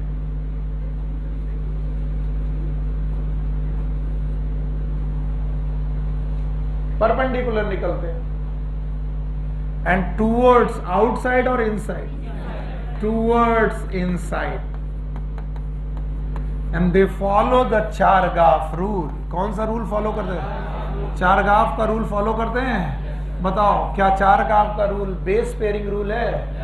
कौन किससे जुड़ा हुआ है, एडेनिन किसके साथ, थाइमिन, और ग्वानिन किसके साथ, साइलेंट। जितनी भी साइलेंट क्लासेस होती हैं इसमें 30% लोग सोते हैं, ये मेरा अपना एक्सपीरियंस है, लेकिन बाकी 70% लोग पढ़ते हैं। और जितनी भी शोरफुल वाली जितनी भी होंगी, उन वाली क्लासेस में 70% प्रेशर में रहते हैं, बॉदर होते हैं, और 30% जो उनको जगाना पड़ता। मैं अपने तरीके से बहुत अच्छे पढ़ाने की कोशिश कर रहा हूं, लेकिन 30% लोगों को समझ में नहीं आ रहा क्या चल रहा है। ये सब क्या पढ़ा रहे हो, सीढ़ी डंडा, ये सब क्या बना रहे हो। कुछ ऐसे लोग हैं तो हाथ उठाएं बिना शर्म के, जिनको ये कुछ समझ में नहीं आ रहा। बेईमान लोगों, तुम में किसी भी बात का कोई फर्क नहीं पड़ता।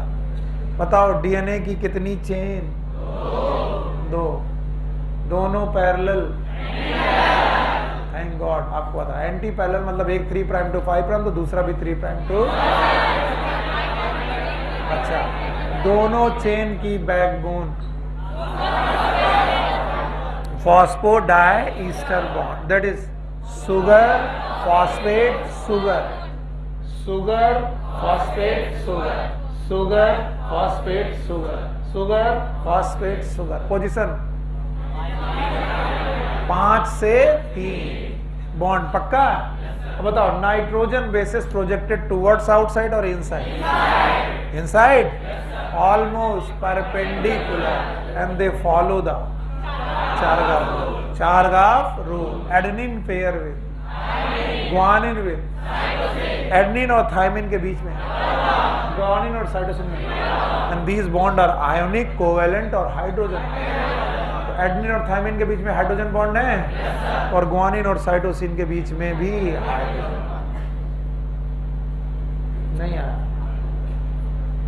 अभी, हेलिकल पूरा मॉडल गया नहीं, ये केवल स्ट्रक्चर का था। अभी मॉडल सुनो, बताइए ये स्ट्रक्चर लीनियर है कि हेलिकल? हेलिकल। 2D की 3D? 2D। देखो यहां से चालू किया, एक रिंग बना रहा हूं, अगर यही रिंग बन जाती, it is a circle. Sir नहीं समझ में आया, मैं इस पॉइंट से चालू कर रहा हूं और यहीं पर वापस आ रहा हूं, इट इज स्फीयर। कुछ लोग बोलते हैं सर स्फीयर, स्फीयर की सर्कल, हाँ सब कुछ गोल गोल है, ऊपर चंदा गोल गोल, नीचे धरती गोल गोल, पापा का पैसा, मम्मी की रोटी, एंटीबॉडी। तो गोल गोल में मम्मी की रोटी गोल है वो, लेकिन वो स्फीयर नहीं है। पापा का पैसा गोल है लेकिन वो स्फीयर, ऊपर चंदा गोल है वो स्फीयर है। और नीचे धरती गोल है वो भी, तो सब कुछ गोल स्फीयर। हाँ तो भैया ठीक है। अब ध्यान सुनो, मेरी क्वेश्चन का जवाब जो लोग सही ढंग से देंगे वो जाग रहे। हेलिक्स का मतलब एक 360 डिग्री का सर्किल ही है, लेकिन दोनों एंड आपस में जुड़े नहीं है। सिर्फ यहां से चालू किया और यहां पर आए, बताओ कितना एंगल? 360। अगर ये जुड़ा होता तो सर्किल, नहीं जुड़ा तो हेलिक्स। कोई बोलता है हेलिक्स कैसे समझ में आया? स्प्रिंग देखे हो? अगर स्प्रिंग देखे हो तो हेलिक्स देखे हो। ला बिटिया दो, तुम्हारी गई आज बुक, नोटबुक गई गई आज बेटा, नोटबुक फट गई तुम्हारी। देखो ये है हेलिक्स, सर वहां से दिखाई नहीं पड़ रही, अपनी अपनी देख लो बुक में होगा। क्या ये हेलिक्स है? बताओ, इस हेलिक्स में दो एंड आपस में जुड़ रहे? नहीं जुड़ रहे। तो क्या इसे फील कर पाओगे? तो बताओ ऐसी एक हेलिक्स है डीएनए की कि दो? और दोनों साथ साथ चल रही हैं। अब बताओ, एक हेलिक्स जब एक सर्कल के बराबर घूमेगी कितना एंगल कवर करेगी? 360, 312। अगर तुम्हारे इमेजिनेशन ठीक है तो तुम इस हेलिक्स की इस बात को समझ पाओगे, सर ये 2D बनाना मेरी मजबूरी है, पर क्या ये 2D है? यस। मैं देखना ध्यान से बता रहा हूं, आप यहां से चालू हुए और सर आप यहीं पर पहुंचे। सर ये तो एस फॉर सुनील हो गया। अब अगर मैं तुमको बोलूं कि ये यहीं पर चालू हुआ है और यहीं पर नीचे आया है, तो बताओ ये क्या है? हेलिक्स। हाँ?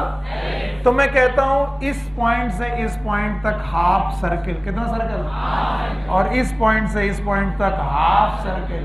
हाफ सर्किल और हाफ सर्किल फुल सर्किल, जिसके दोनों एंड जुड़े नहीं है। हाँ? आधे सर्कल का एंगल पता नहीं सर, 180। अगले आगे। तो अगर कभी कोई हेलिक्स 360 डिग्री कवर कर जाए, तुम इतना सोते का है यार?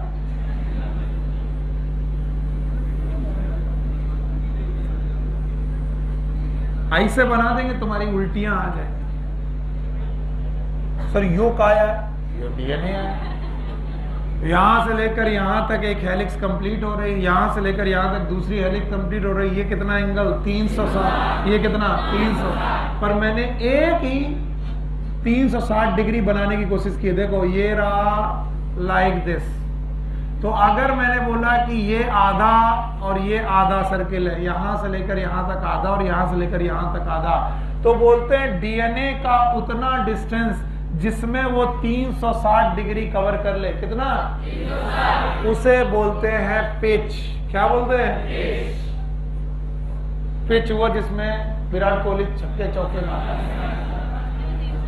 So what is pitch of DNA? अरे यार हम ही बेवकूफ हैं। मम्मी कसम है जिसने इधर बोर्ड की तरफ नहीं देखा। मम्मी पता चल गया, मम्मी को तो बहुत चप्पल मारी। सॉरी, हमारी मम्मी करती है ऐसा। तुम लोग की मम्मी प्यार से मिलती होगी। I was from the overcrowded family. Do you know about the overcrowded family? मान लो एक आदमी को रखने की जगह वो 4 लोग आ जाए, तो मम्मी जब 4 भाई और एक बहन, टोटल 5 लोग हम, और मम्मी जब रोटी बना रही है तो एक समय पर एक रोटी बना रही है, तो हम लोग एक रोटी के लिए लड़ जाते थे। वो चूल्हा था हम लोग के यहाँ, गैस सिलेंडर नहीं था, तो लकड़ी में वो फुकनी मार मार के। How many of you know that चूल्हा? अरे साला सब गधे हैं। तो मम्मी किसी तरीके से गरम गरम रोटी बनाती थी और यूं फेंकती थी। अब 4 भाइयों में कैच की प्रैक्टिस होती। यस, अब मेरे हाथ में आ गई गरम गरम, बाकी 3 देख रहे बदतमीज। तो मम्मी वहां से कहती थी चारों बांट के खा लो, लेकिन हम 4 भाइयों के बीच में इतने ईगो क्लैशेस होते थे। तूने पिछली बार पकड़ी थी, तूने, अब की बार मैं नहीं दूंगा। फिर मम्मा जो चिमटा उठाती थी, गरम गरम चिमटा, यू नो तो चिमटा, फिर जो लबेद बनती थी। अभी अभी जब मैं अपने बच्चे को एक दिन मार रहा था थप्पड़, तो मम्मी बोली ऐसे मारते हैं? मुझे गुस्सा आ गया, मैंने 2 चपाट मार दिए। बोले बदतमीज कहीं के, दया बिल्कुल नहीं, बच्चे को कितना छोटा है वो ऐसे मारते हैं। हमने कहा मम्मी याद करो अपना जमाना। हमने कहा आपने कौन से औजार से नहीं मारा बताओ? बेलन से? बोले हाँ मारा है। चिमटे से? हाँ मारा है। झाड़ू से? मारा। और जब मैं भाग रहा था तो एंड दैट इज, उन्होंने चप्पल से मारा। क्या औजार है? निजाना बहुत खतरनाक था उनका। 4 भाइयों में किसी एक की तो पड़ती थी। मैंने तो इससे भी एक खतरनाक औजार से मार खाया। मेरे यहाँ भैंस रहती थी, गाय भैंस, उसकी एक जंजीर होती लोहे की, किसी ने देखी है? जो घुमा के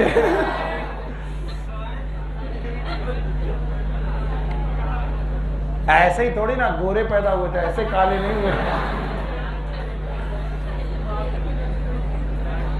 कुछ भैंस का रंग चढ़ा, कुछ मेरा चढ़ा।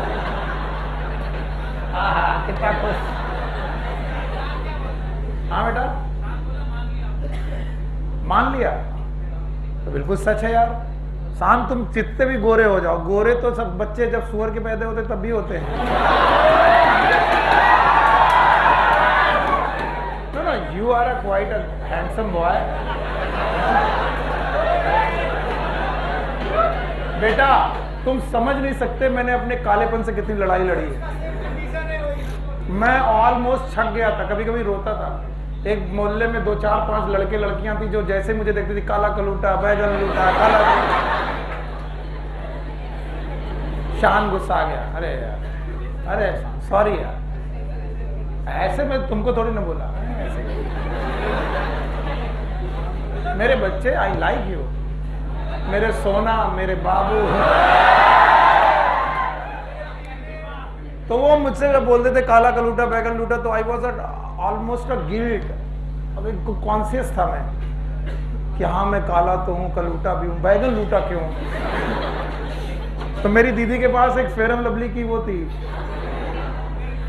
तो वो मैं गायब कर देता था। यही तो रखी थी अभी। दीदी कहती थी, उन्होंने क्या मालूम कि मैं रात में लगाता था।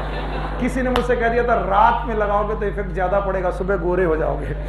मैं रात में मना चुपड़ चपाड़ के सोता था, सुबह उठता था, देखता था वैसा ही है। फिर बहुत दिनों बाद समझ में आया कि फेयर एंड लवली लगाने से भैंसे गाय।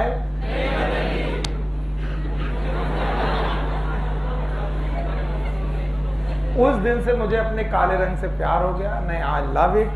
मैं जो भी हूँ, जैसा हूँ, भगवान ने मुझे बहुत अच्छा बनाया। फिर मेडिकल कॉलेज में MBBS में जाकर के पढ़ा कि जो गोरे लोग होते हैं उन्हें स्किन कैंसर होने के चांसेस ज्यादा।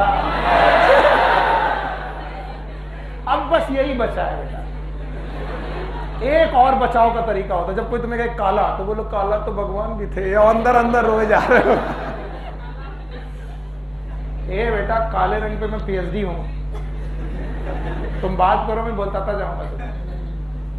तो देखो, सबसे पहले तो मैं अपनी इंसल्ट कर रहा हूं तो तुम बुरा मत मानो। ऐसे ही बोल दिया। मैंने देखे हैं एक्चुअली, तुम्हें नहीं, मतलब मैंने देखे हैं।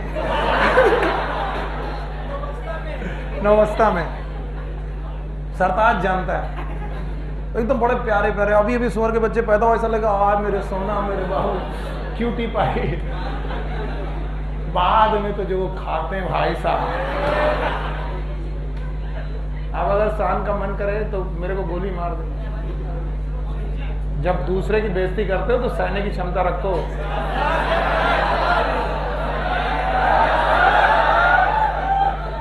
हमने जैसे ही कहा, बोला सर मान लिया। तो ये तुम्हारी सारी बातें इस पे ट्रांसफर। ओके, देखो टाइम वेस्ट हो रहा आज। तो हम लोगों ने देखा, क्या पढ़ रहे थे? अच्छा, पिच याद कर रहे थे। अब देखो भाई, एक बार मेरे साथ पिच फिर से बनाओ। क्या ये 5 प्राइम टू 3 प्राइम की बेटा DNA है?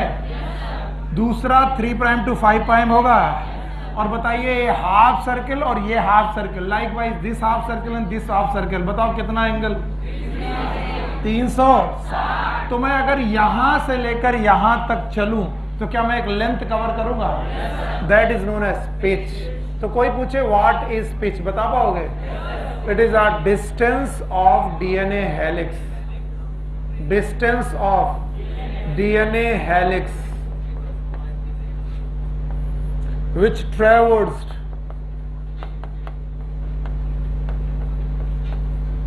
(360° एंगल, 360 डिग्री एंगल ट्रेवर्स करने पर जितना भी डिस्टेंस चले that is known as pitch.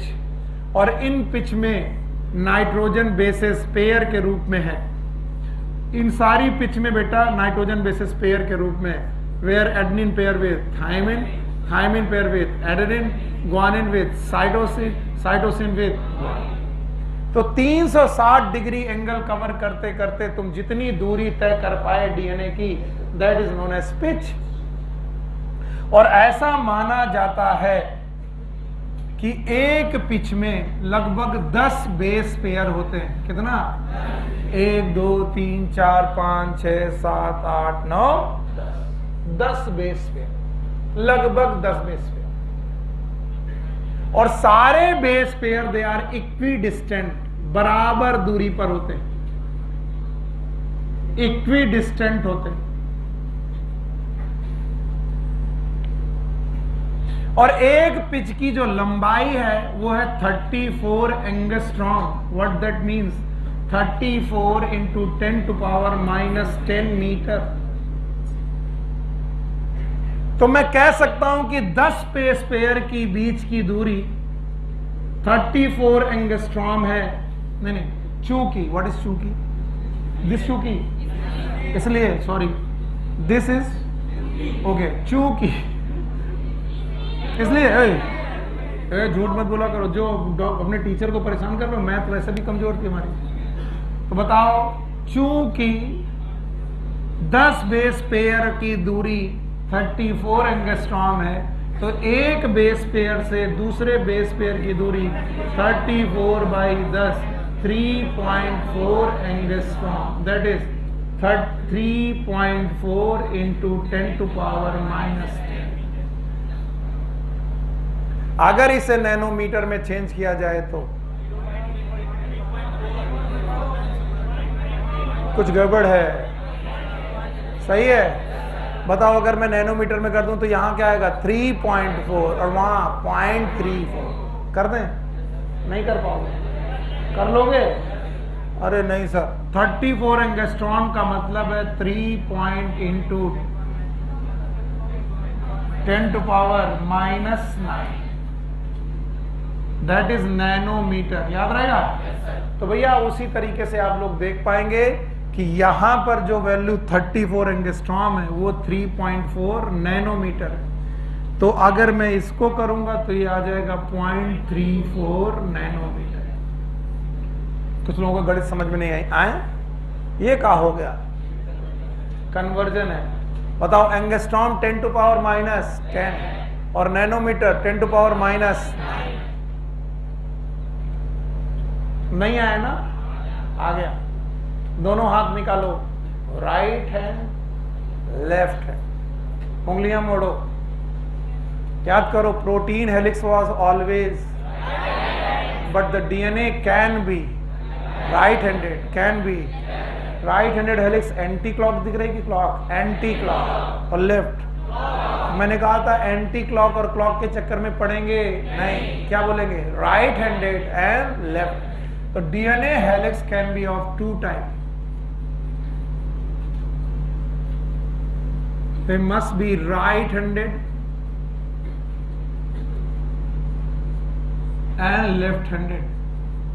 2 तरीके की हेलिक्स हैं, right-handed helix and left-handed helix, जिनमें से A DNA, B DNA and C DNA, they are the right-handed DNA, and the Z DNA, it is a left-handed DNA।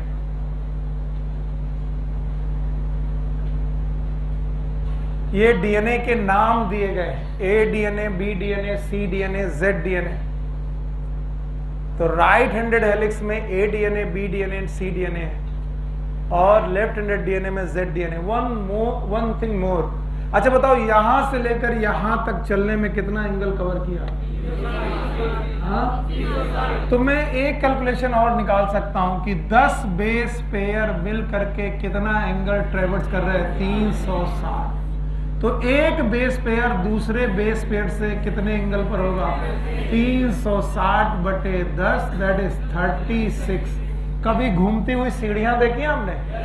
घूमती हुई सीढ़ी ठीक एक के ऊपर एक होती कि थोड़ा एंगल पे? बताओ, ये भी जो तुम्हारी हेलिक्स है वो घूमती हुई सीढ़ियों की तरह है, जिसका हर पायदान एक बेस पेयर है। हर पायदान, हर एक स्टेप एक बेस पेयर, और ठीक एक के ऊपर एक है एंगल पे। कितना एंगल पे? 36 डिग्री। नहीं, ये नहीं बात समझ में आई। आ गई?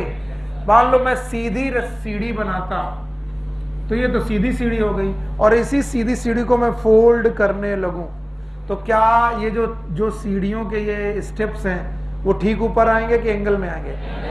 तो बताओ वो एंगल कितना होगा? मैंने निकाला कैसे? 10 बेस पेयर अगर टोटल मिलाकर कितना एंगल कवर कर रहे हैं? 360। क्यों 10? क्यों? क्योंकि what is pitch? Distance of DNA helix which ट्रेवर्स 360 degree angle cover करने पर कितने बेस पेयर? 10। तो 10 बेस पेयर ने मिलकर कितना एंगल कवर किया? 360। तो एक बेस पेयर ने 36 डिग्री एंगल कवर किया, यस और नो? तो 36 डिग्री एंगल कवर कर रहा। अब इधर आओ, राइट हैंडेड डीएनए और लेफ्ट हैंडेड डीएनए में इन डीएनए के नाम याद रखिएगा, जिनमें से ए डीएनए की एक पिच में 11 बेस पेयर, बी डीएनए में 10, सी डीएनए में 9 और जेड डीएनए में 12 बेस पेयर है। और हम लोग कौन सा पढ़ रहे हैं? 10 वाला। कितने वाला? तो B DNA is a typical DNA. B DNA is a typical DNA. ज्यादातर लोगों के पास बी डीएनए है और यही एक रिप्रेजेंटेटिव डीएनए है। A DNA 11 base pair, B DNA 10 base pair, C DNA 9 base pair and the Z DNA is 12 base pair. Now, मेरा question सुनो और जवाब दो। There is a right-handed DNA which have 40 degree angle between two base pair. Name the DNA. नहीं आया ना? There is a right-handed DNA which have 40 degree between the base pair. Which DNA? कैसे आया? कैसे आया? आपको मालूम है कि बेटा टोटल कितना एंगल होना चाहिए? 360। हाँ, पक्का? और बेटा बोला गया है कि बराबर कितना है? 40। और हमें नंबर ऑफ बेस पेयर निकालने। क्या निकालने हैं? नंबर। तो नंबर इधर गया, 40 इधर आया, तो 360 बटा 40। बोलो 4 गवाही 36। कितने बेस पेयर आए? 9। 9 किसमें है? सी। नहीं आया? आया?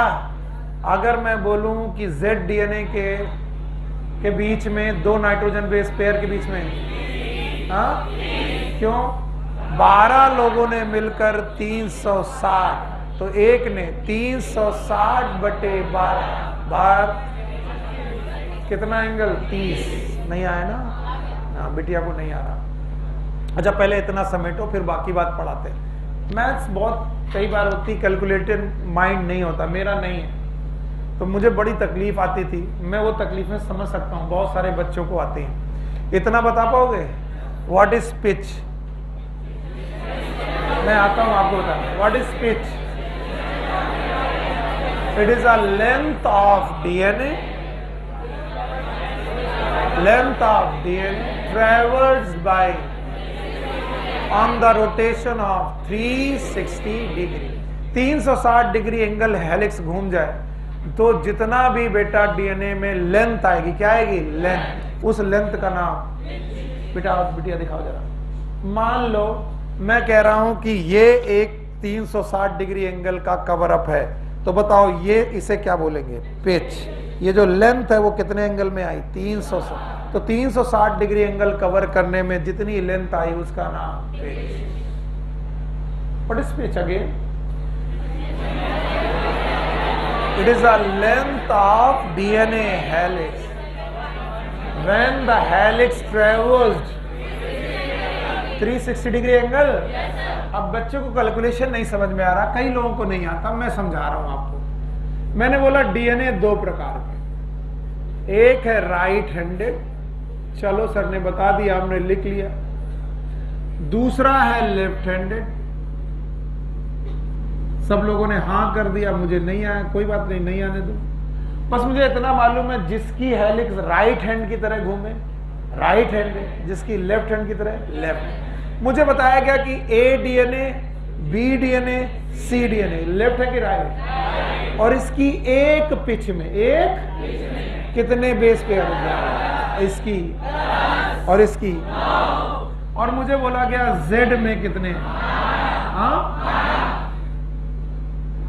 इसका मतलब ये भी 360 डिग्री एंगल जब घूमेगी तो एक पिच कवर करेगी, कितने बेस पेयर? ये जब करेगी तो कितने? 10। हम लोग कौन सा पढ़ रहे थे? 10वां। इसका मतलब हम लोग कौन सा DNA पढ़े थे? B DNA is a prototype DNA और द टिपिकल DNA। ज्यादातर लोगों के पास B DNA, एंड क्या ये DNA का रिप्रेजेंटेटिव है? अब मैं एक एक करके बताता हूं। जैसे मैं A DNA पकड़ूं तो मैं बोलूंगा कि 11 बेस पेयर मिलकर के 360 डिग्री एंगल कवर कर रहे हैं। तो एक बेस पेयर से दूसरे बेस पेयर के बीच में, एक बेस पेयर से दूसरे बेस पेयर के बीच में 360/11 डिग्री का एंगल होगा। यस और नो? कैलकुलेट कर लेना, आ जाएगा। ये A DNA हो गया। अब आप B DNA बोलते हैं 10 बेस पेयर मिलकर के 360 डिग्री एंगल कवर कर रहे हैं। तो एक बेस पेयर मिलकर के 360/10, बोलो ये कैलकुलेशन आराम से 36 डिग्री। तो यानी एक बेस पेयर दूसरे बेस पेयर से कितनी डिग्री पर है? 36। तो कौन सा DNA है? B DNA। अब आओ C DNA। बोला गया 9 बेस पेयर मिलकर, 9 बेस पेयर, देखो C DNA में कितने बेस पेयर? 9 बेस पेयर मिल करके, 9 बेस पेयर मिल करके कितना एंगल कवर कर रहे हैं? 360। तो एक बेस पेयर कितना? 360/9। बोलो कौन? 40 डिग्री सेंटीग्रेड लगा देता हूं क्या मैं?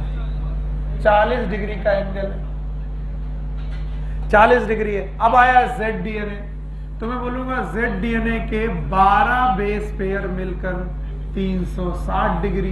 तो एक बेस पेयर बताओ, 360/12 30। तो अगर दो बेस पेयर के बीच में 36 डिग्री है तो कौन सा? B DNA। दो बेस पेयर के बीच में 40 डिग्री है तो C DNA। दो बेस पेयर के बीच में 30 डिग्री है तो और दो बेस पेयर से 36 से थोड़ा कम है तो A DNA। नहीं आया? 33 के आसपास कुछ आएगा, 32 याद रहेगा। तो बताओ आप लोग, मुझे बताओ, क्या दो प्रकार के DNA हैं? कुछ कैसे? राइट हैंडेड, कुछ। Which one is a typical DNA? क्या ये टिपिकल DNA है? So this was the topic given in your NCERT। आपके NCERT में इस टॉपिक को डिटेल में दिया गया था, मैंने थोड़ा और डिटेल में किया। क्यों किया? क्योंकि मुझे जेनेटिक्स में दोबारा इसे पढ़ाना है, और पढ़ाऊंगा नहीं, मैं पूछूंगा क्या मुझे डबल हेलिकल मॉडल किसने दिया, बता पाओगे? साइंटिस्ट का नाम वाटसन एंड क्रे। मैंने कम से कम 10 पॉइंट बोले होंगे, बता पाओगे? एक चेन की 2 चेन, पैरेलल की एंटीपैरेलल, एक 5'2", दूसरा 3'2", backbone made up of sugar, phosphate sugar, also known as nitrogen basis. Inward और आउटवर्ड? इनवर्ड है, आउटवर्ड की इनवर्ड, प्रोजेक्टेड इनवर्ड है, लगभग परपेंडिकुलर है, बेस पेयर रूल है, 4 गब का, adenine pair with guanine with, adenine और थायमिन के बीच में ग्वानिन साइटोसिन, पक्का? अब बताओ, मैंने बोला पिच क्या है, याद है? It is a distance of, DNA hello. Distance of when it travels 360 degree. पक्का? शाबाश। अब बता रहा हूं एक क्वेश्चन, जो लोग ये कर देंगे उनको समझ में आया। लिखो question.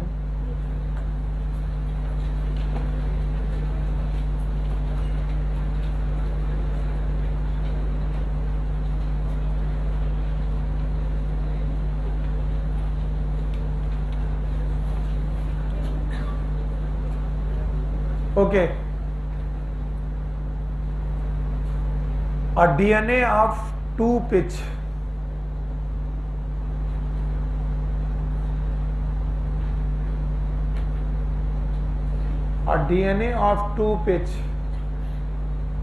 having adenine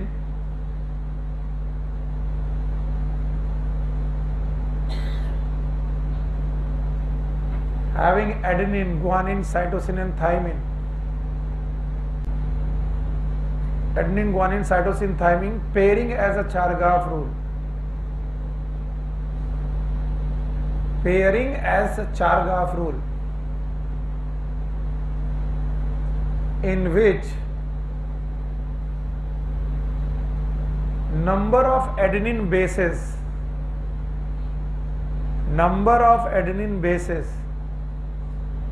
are 8. Find the number of bases of guanine, cytosine and thymine.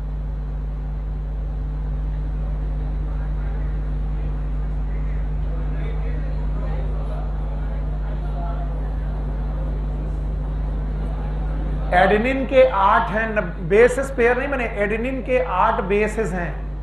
तो अब आप थाइमिन, ग्वानिन, साइटोसिन सब पता करिए।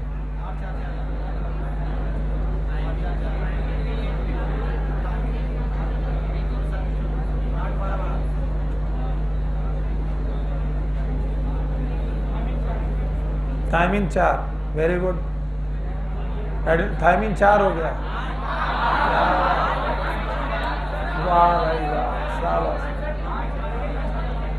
अरे सिंपल सी बात है, एक पिच है कि 2 पिच?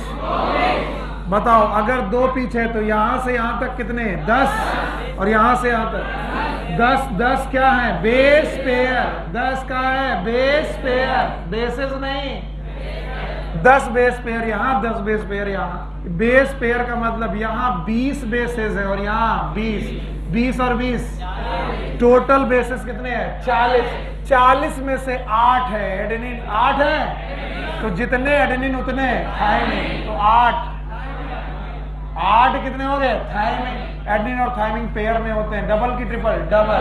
तो 8 और 8 16। 40 में से 16 घटाओ। अरे टोटल कितने? 40। भाई 20 और 20 40। 40 में से 16 कितने निकले? एडेनिन और थाइमिन। तो 40 में से 16 घटा दो, बोलो कितने? 24 कौन होंगे? ग्वानिन है, साइटोसिन। तो आधे ग्वानिन, आधे साइटोसिन। तो बताओ कितने ग्वानिन? 12। साइटोसिन कितने? 12। कुछ लोगों को बिल्कुल समझ में नहीं आया। बताओ, adenine pair with guanine pair with rule ये है, जितने एडेनिन उतने। मैंने इससे निकाला एडेनिन कितने, तो थाइमिन भी। ये तो सोचना भी नहीं चाहिए था हितेन, जितने एडेनिन उतने थाइमिन। हमने पूरा डीएनए बोला है, 2 पिच का डीएनए। हमने एक का बोला ही नहीं था, हमने बोला था अ डीएनए ऑफ 2 पिच। उस पूरे डीएनए में जितने लोगों को क्वेश्चन समझ में नहीं आया, एक बार फिर से देखें।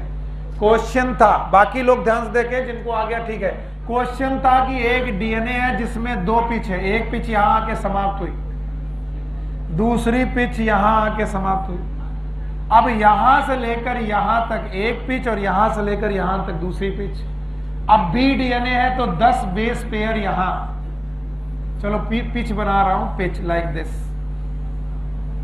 तो यहां से लेकर यहां तक 10 बेस पेयर और यहां से लेकर यहां पर भी 10 बेस पेयर। तो कुल मिला के पहले बेस पेयर का मतलब क्या होता है? एडेनिन और थाइमिन एक पेयर है, तो एक पेयर में कितने लोग? 2। एक जोड़ी चप्पल में कितने चप्पल? इसी भाषा में समझते हो तुम लोग। तो एक बेस पेयर में कितने बेस पेयर? 2। तो 10 बेस पेयर में कितने बेसेस? 10 बेस पेयर में 20 बेसेस, बताओ इनमें भी 20 बेसेस, तो 20 और 20 टोटल कितने बेसेस? 40। यानी पूरे जितना डीएनए मैंने पढ़ाया उसमें कितने बेसेस हैं? 40। तो 40 बेसेस इस डीएनए में यहां से यहां तक है, और इन 40 में मैंने आपको क्लू दिया कि एडेनिन कितने हैं। तो एक रूल है कि एडेनिन बराबर थायमिन, क्योंकि जितने एडेनिन उतने, क्योंकि एडेनिन किसके साथ पेयर करता है? थायमिन। तो अगर 8 ये हैं तो 8 ये भी होंगे, और 8 और 8 16 बेस पेयर तुम्हें मिल गए, और टोटल होने कितने हैं? 40। तो 16 मिल चुके हैं, 40 टोटल है, तो 40 माइनस 60 बचे कितने? 24। 24 में कौन होगा? जी और सी, जितने जी उतने सी, तो 24 का आधा। तो बताओ जी कितने होंगे? 12। जी होंगे 12, सी कितने होंगे? 12। इस तरीके से क्वेश्चन सॉल्व हो जाना था। नींद आ गई? Yes sir. बताओ डीएनए कितने प्रकार के? 2। एक कौन? Right left. मैं आपको बता दूं, अगली क्लास मत छोड़ना, क्योंकि एंजाइम शुरू करूंगा, और बहुत सारे लोगों का एंजाइम बहुत वीक पोर्शन है। तो आप लोग एंजाइम जरूर पढ़िए। Take care, good luck, bye bye. बेटा बंद कर दो इसे।